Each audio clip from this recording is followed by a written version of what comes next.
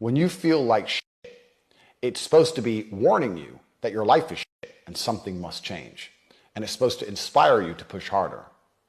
I know people who are depressed, but it inspires them to push further. They're like, I don't want this life, fuck this, I'm getting rich. And there's also other people who are depressed who sit there and go, I'm depressed, I don't know why. Because you're broke, because you're fat, because you're a loser. Nobody told you at any point you're supposed to be happy all of the time. You're not supposed to be happy. Happiness is on top of a mountain, and you f***ers ain't earned it.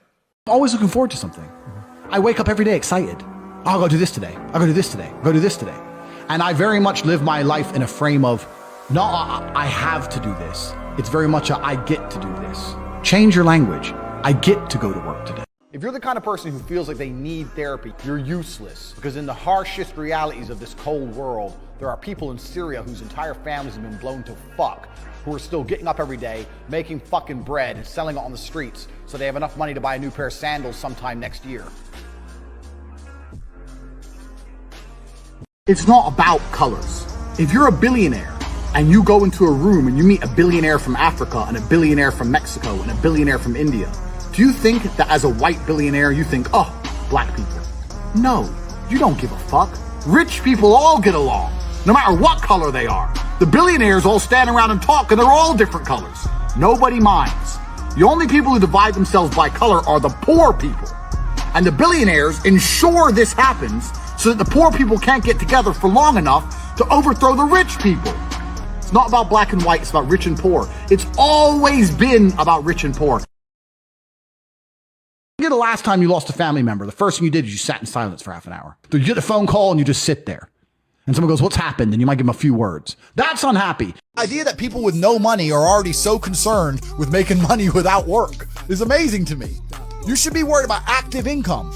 If you show me, if I'm a brokey, and you show me how to make $1,000 an hour, I don't sit there and go, okay, but how can I make that passive? I go, cool, I'm making $18,000 a day because I'm going to work.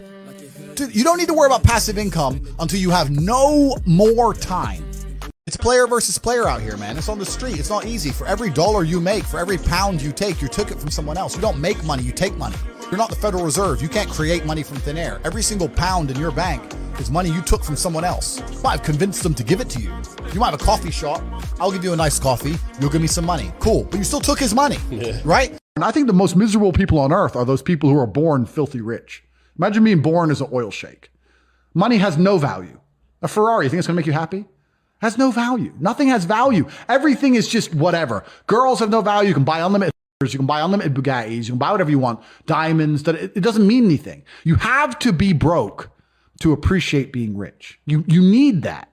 So anyone who's sitting there going, oh, I want money, good. How you feel now, being poor, is what's going to make you happy once you have money. This is a very key element to it. You cannot quit, you cannot give up. You need that momentum to break free. When a rocket is flying out towards the moon to escape the atmosphere, it doesn't fucking pause halfway up the sky, does it? No, it keeps going. You jump in and out of complacency from I'm happy to be a loser and do loser things to I can't be a loser anymore. When you jump in and out, you never get momentum. You are the only person who can make this work, and you're also the only person who can fuck this up.